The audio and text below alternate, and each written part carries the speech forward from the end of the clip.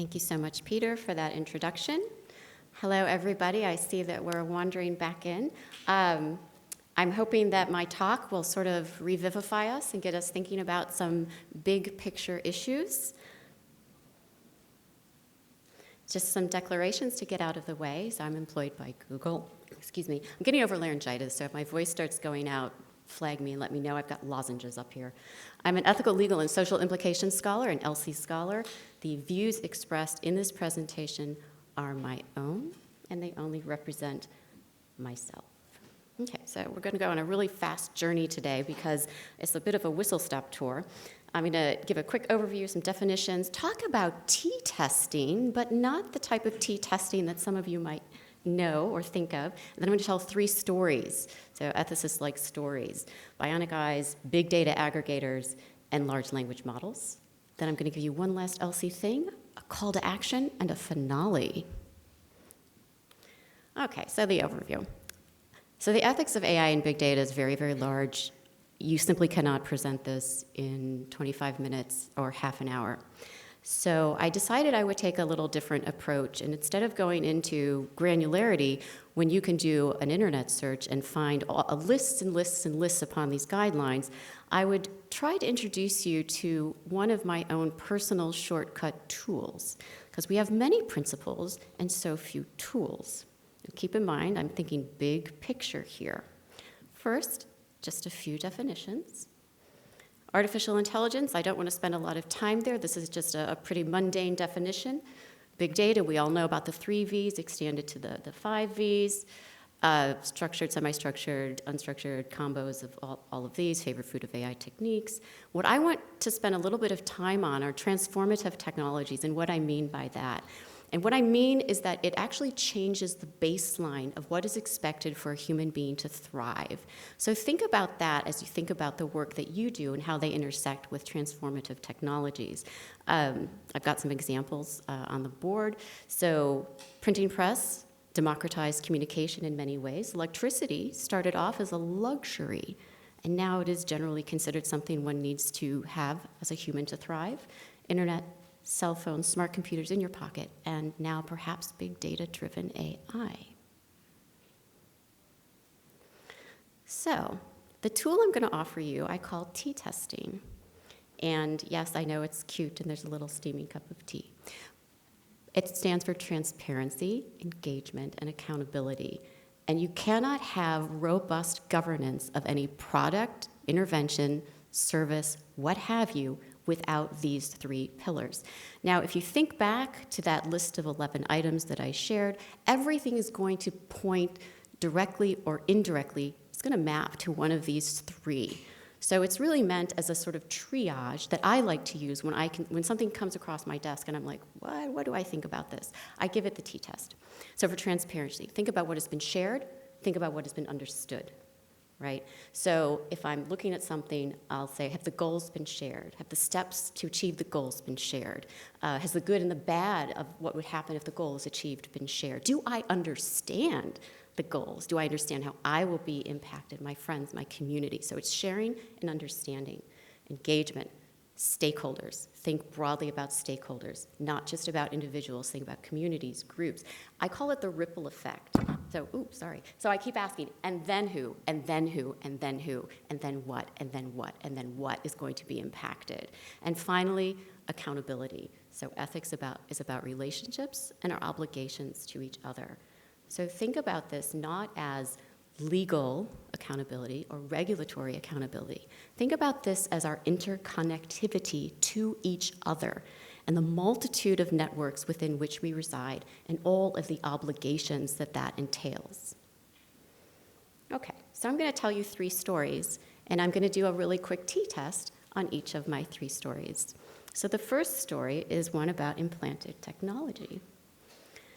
And the company is called Second Sight Medical Products Incorporated. Anybody heard of Second Sight Medical Products? Oh, awesome. Okay, great.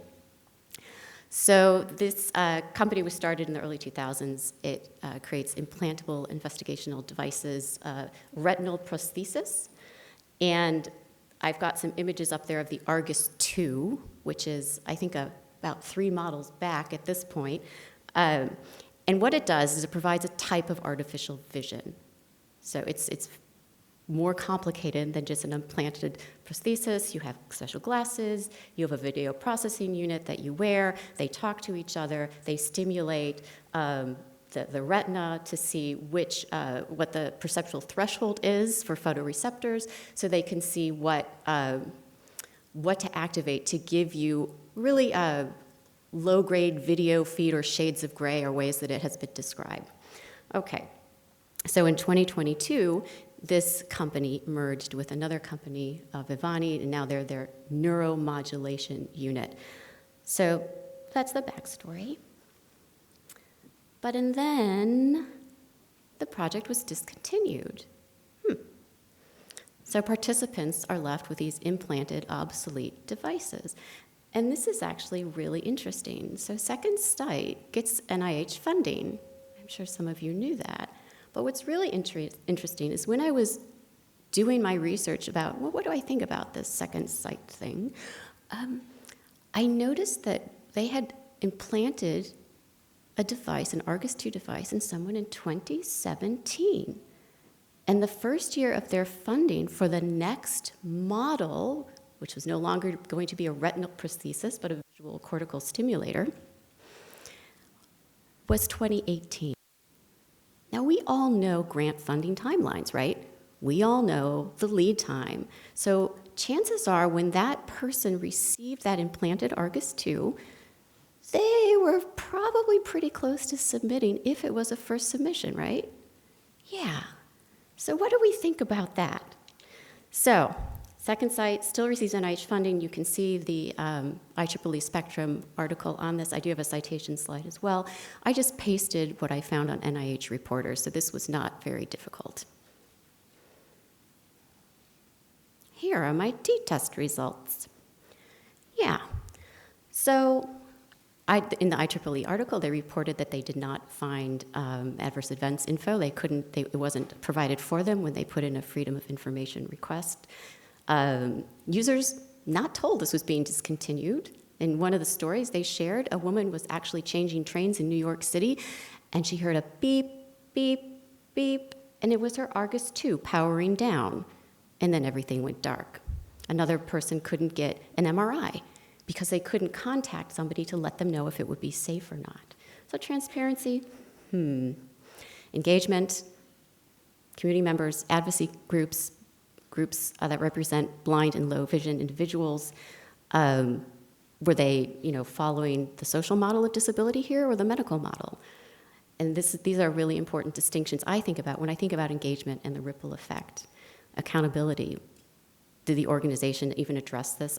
Whenever I have question marks under accountability, the answer is no. I couldn't find anything. How will they hold themselves accountable moving forward? They're now on another model called the Orion, and it's getting NIH funding. And they're using the Argus 2 data to actually help with that. So my t-test result overall is that ethics precedes the law. And what this means is you can have something that is perfectly legal, regulatory approved, and does not have good ethical standards. All right, data aggregators and analyzers, which is, I guess, a very polite way of my saying third-party data brokers. I'm going to talk about Truveta. There are other third-party data brokers who aggregate and analyze, but I'm in Seattle, so instead of talking about Verana or Flywheel, I'm going to talk about Truveta. A lot of this information is from their own website and also from a STAT article that was published in 2021. They are expanding rapidly. You will see it all over the news, I'm sure. How many here have heard of Truveta? Just a few people. Okay, good. It was formed in part by Terry Myerson, who is the CEO. He used to be called the most powerful, important man at Microsoft, for those of you who don't know who Terry is. And the idea started with Providence Health System in 2018. It was something that the CEO of that health system was talking about, got Terry Myerson's attention, and they decided that, hey, COVID, this is the thing we need to address, and that really got things started.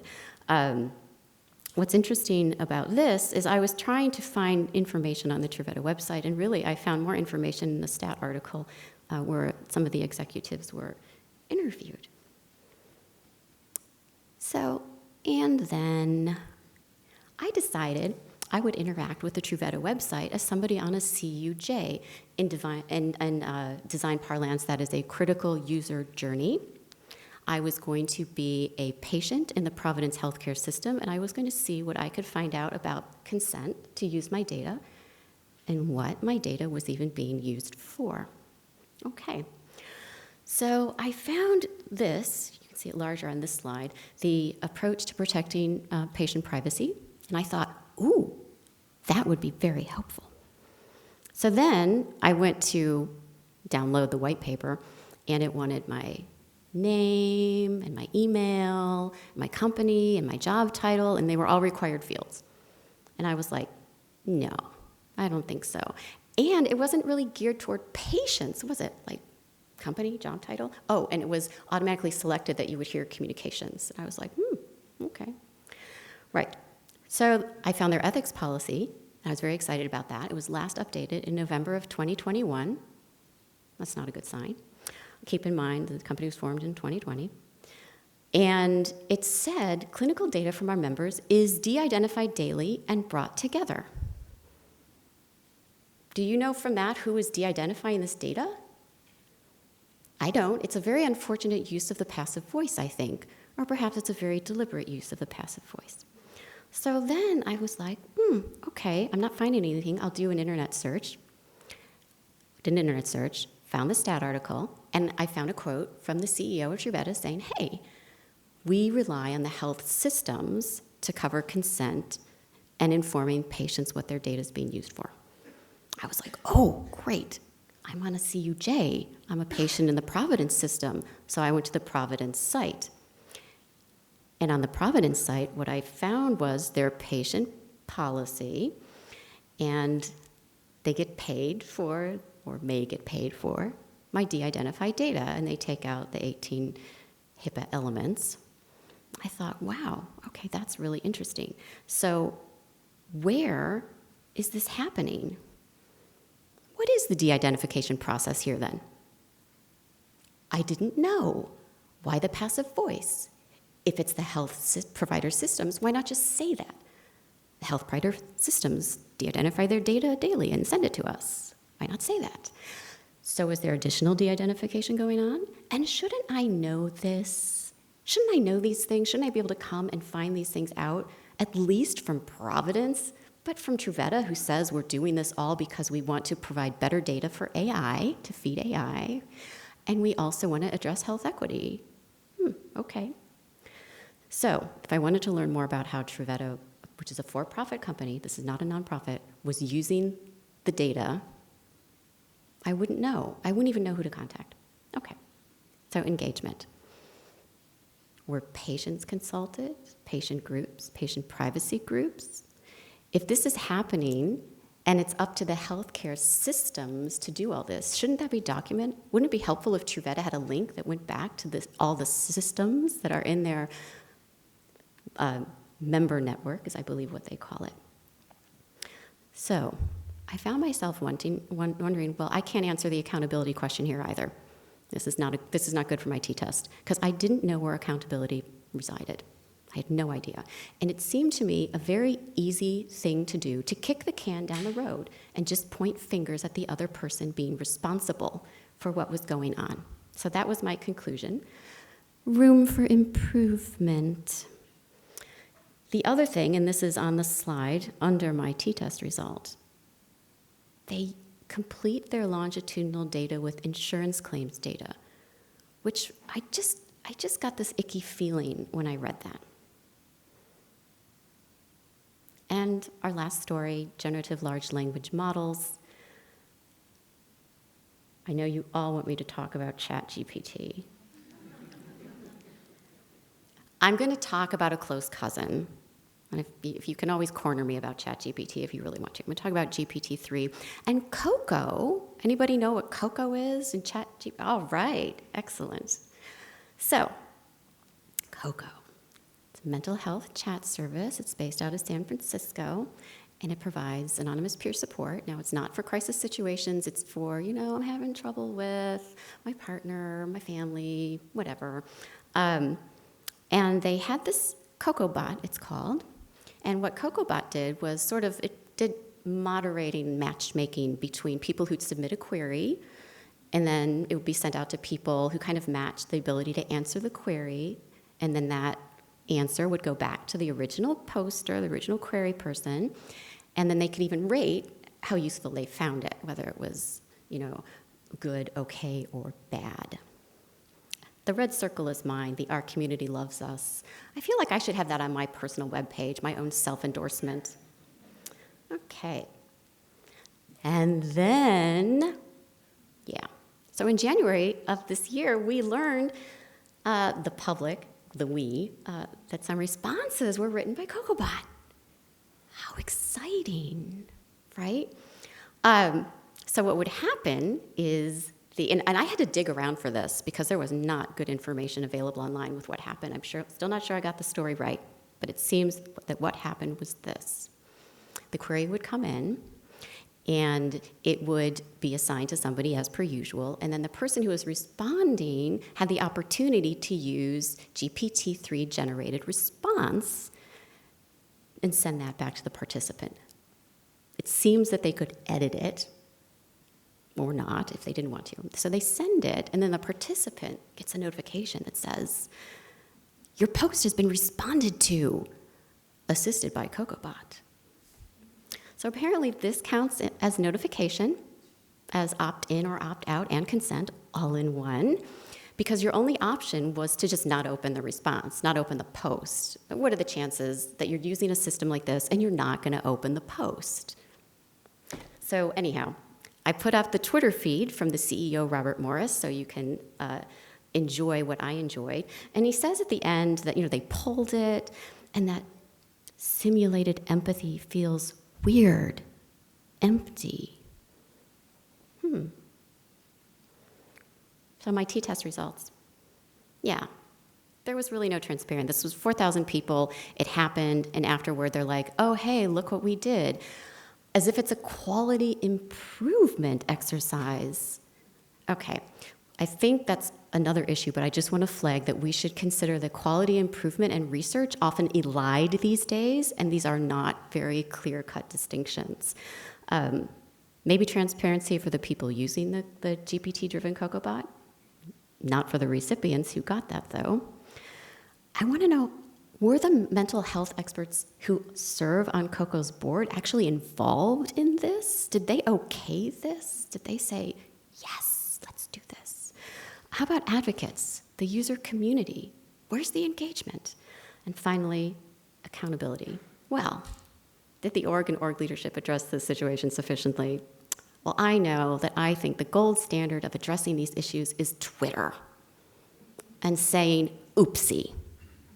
Okay, and we have no idea how they'll hold themselves accountable moving forward. And so for the t-test results, I'm just going to quote an article from Fast Company where they actually asked ChatGPT, hey, can you be a therapist? And ChatGPT said, it is unlikely that AI can fully replace human therapists, as a therapeutic relationship is built on trust, empathy, and understanding, which are qualities that are difficult to replicate with current AI technology.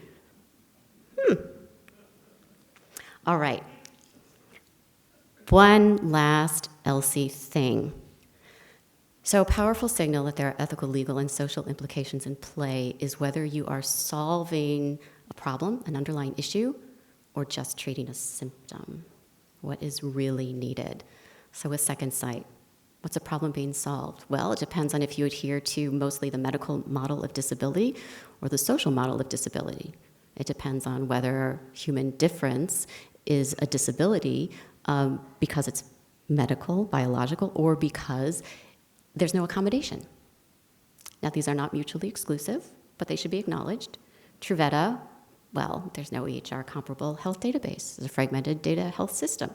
So once again, it's really not getting at the underlying issue. When this happens, we know there are ethical issues in play.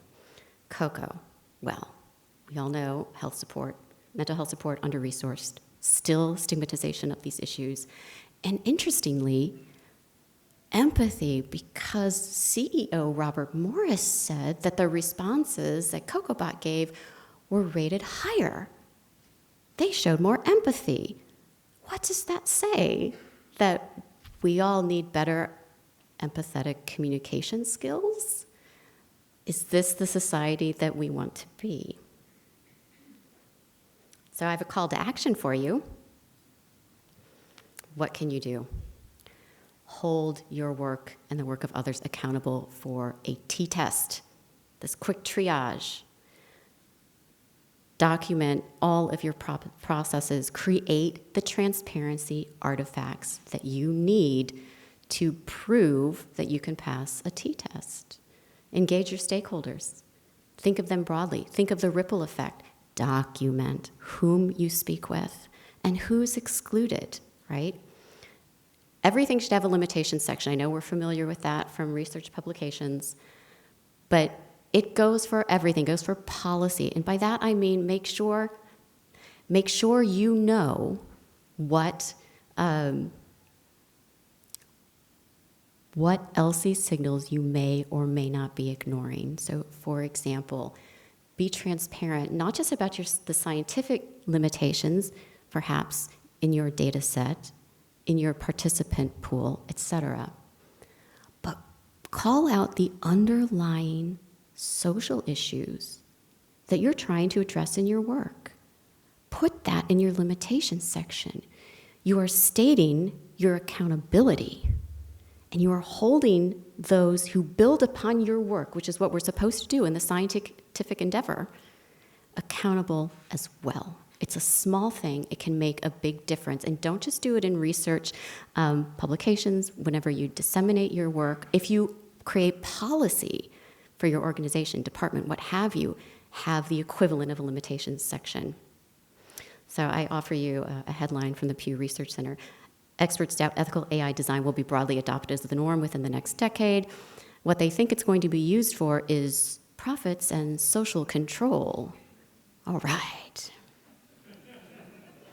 Okay, and I'm going to quote someone from Microsoft. I know, just Pache Google, right? Okay, so the tech sector was built by engineers. This merits reading. However, if AI is truly going to serve humanity, the future requires that we bring together computer and data sciences with people from every walk of life and every way of thinking.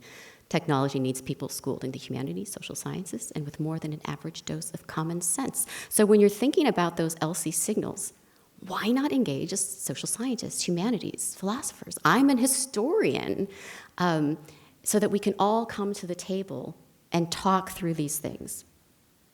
All right, the finale. Does the transformative tech pass a t-test? Is it addressing a symptom or a cause?